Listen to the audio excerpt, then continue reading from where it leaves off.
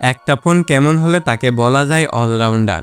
বড় screen, smooth display, শক্তিশালী processor, ভালো ক্যামেরা আর মেগা ব্যাটারি সবকিছু একসাথে থাকলে আজকের ফোনটা ঠিক এভাবে এসেছে। কিন্তু প্রশ্ন হচ্ছে, সবকিছু একসাথে থাকলেও কি ফোনটা ভ্যালু ফর মানি প্রোভাইড করতে পারবে? চলুন সেটি খুঁজে বের করি আজকের এই ভিডিওতে। So let's get started. বরাবরের মতোই ভিডিওর শুরুতে কথা বলতে চাই ফোনটির ডিজাইন দিয়ে। টেকনো স্পার্ক গো 5G এর পিছনের ডিজাইনটা একেবারে ক্লিন, আর ক্যামেরা মডিউলের ডিজাইনটা অনেকটাই গুগল পিক্সেলের ডিজাইন সিগনেচারের ভাইব দেয়। দুইটা বড় বড় ক্যামেরা সেন্সরের সাথে থাকছে এলইডি ফ্ল্যাশ, একেবারে সিমেট্রিক্যাল সেটআপ। হাতে নিলেই মনে হয় ফোনটা সিম্পল হলেও প্রিমিয়াম। এছাড়াও ফোনটিকে 3টি দারুণ কালার ভেরিয়েন্টে পাওয়া যাবে। তো এই ডিজাইনটা আপনার কাছে কেমন লেগেছে তা অবশ্যই কমেন্ট করে জানাতে পারেন। তবে ফোনটা দেখতে যেমনই হোক না কেন, ব্যবহার করতে গেলে তো সর্বপ্রথম চোখে পড়বে স্ক্রিন। তাহলে এর স্ক্রিনটা কেমন? 6.745 ইঞ্চের একটা IPS LCD প্যানেল, যার রেজুলেশন HD+। এবং শুরুতে যেমনটা বলছিলাম, এখানে থাকছে 120 হার্টজের একটি হাই রিফ্রেশ রেট। ডিসপ্লেতে রয়েছে 260 ppi। চিন বেজেলস এভারেজ, তবে লোয়ার চিনটাকে আরেকটু ন্যারো রাখলে বেস্ট হতো। এই ডিসপ্লেতে রয়েছে 700 নিটস পিক ব্রাইটনেস, যা ইনডোর কন্ডিশনের জন্য ঠিকঠাক থাকলেও ডিরেক্ট সানলাইটে এসে কিছুটা স্ট্রাগল করতে হয়। তবে আবার শ্যাডো এরিয়াগুলোতে ঠিকঠাকভাবে ডিসপ্লেকে ভিজিবল রাখতে পারে। কিন্তু ডিসপ্লে সাইজ আর রিফ্রেশ রেট যতই ভালো হোক না কেন, সামনে একটা সীমাবদ্ধতা রয়েই গেছে, আর সেটা হলো ওয়াটার ড্রপ নজ। সত্যি বলতে 2025 সালে এসে এটা অনেকটাই পুরনো আর অমাননযোগ্য। তবে এই ওয়াটার ড্রপ নজটিকে যদি আপনি ইগনোর করতে পারেন, তাহলে ডিসপ্লের বাকি অংশগুলো আমার কাছে ঠিকঠাকই মনে হয়েছে। ডিসপ্লেটা না হয় দেখলাম, এবার আসি সেই অংশে যেটা আসলেই ফোনটিকে সবার থেকে আলাদা করবে, আর সেটি হলো পারফরমেন্স সেকশন। ফোনটিতে চিপ হিসেবে ব্যবহার করা হয়েছে মিডিয়াটেক ডাইমেনসিটি 6400, যেটি 6 ন্যানোমিটারের 2.5 GHz-এর একটি অক্টাকোর চিপ, যার জিপিইউতে রয়েছে মালি G57। ফোনটিকে 4128 GB'র একটি মাত্র র্যাম ভেরিয়েন্টে পাওয়া যাবে। সেই সাথে রয়েছে 4GB virtual RAM.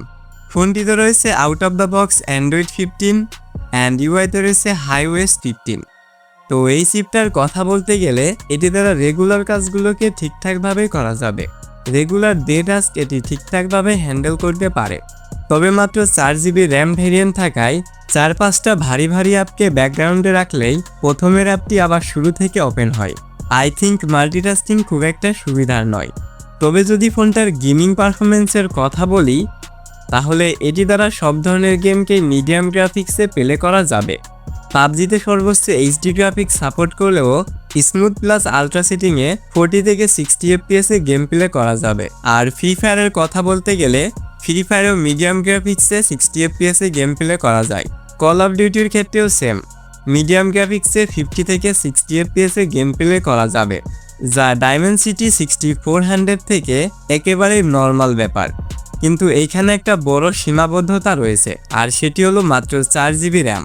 Free fire খেলতে কোনো অসুবিধা না হলেও তবে PUBG, call of duty and asphalt 9-এর ক্ষেত্রে লোয়ার সেটিংসে খেলতে হবে, কিন্তু তারপরেও ল্যাগ অ্যান্ড ফ্রেম ড্রপ থাকবে। তো ওভারঅল বলতে গেলে ফোনটা টুকটাক গেমিং করার জন্য ঠিক আছে, বাট হেভি গেমিং করার জন্য একদমই উপযুক্ত নয়। তো প্রসেসর আর র্যাম নিয়ে তো অনেক কথা হলো, কিন্তু এবার প্রশ্ন হচ্ছে ফোনটার ক্যামেরা দিয়ে কি আসলেই ভালো ছবি বা ভিডিও ক্যাপচার করা যাবে? তাহলে চলুন দেখি ফোনটার ক্যামেরা পারফরমেন্স কেমন। ফোনটার রিয়ার প্যানেলে 2টা সেন্সর দেখতে পেলেও এখানে একটি সেন্সরই শুধু কাজের, আর এটি হলো 50 মেগাপিক্সেল। ফ্রন্টে রয়েছে 5 মেগাপিক্সেলের একটি সেলফি ক্যামেরা। ফোনটি থেকে সর্বোচ্চ ভিডিও রেকর্ড করা যায় 2K 30 FPS এ। সাথে রয়েছে গাইরো EIS, যার ফলে ভিডিও কোয়ালিটি মোটামুটি স্টেবল। আর মেইন ক্যামেরাটির কথা বলতে গেলে এটি ডে লাইট বা প্রপার লাইট পেলে বেশ ভালোই ছবি ক্যাপচার করতে পারে। তবে ছোট সেন্সর হওয়ার কারণে লো লাইটে আসলে কিছুটা গ্রেন অ্যান্ড নয়েজের দেখাও পাওয়া যায়, যা বাজেট ফোন হিসেবে ঠিকঠাকই রয়েছে। তো 50 মেগাপিক্সেল ক্যামেরা আর 2K ভিডিও রেকর্ড তো ঠিক আছে, কিন্তু এত কিছু হ্যান্ডেল করতে গিয়ে ব্যাটারি কত সময় টিকে থাকতে পারবে?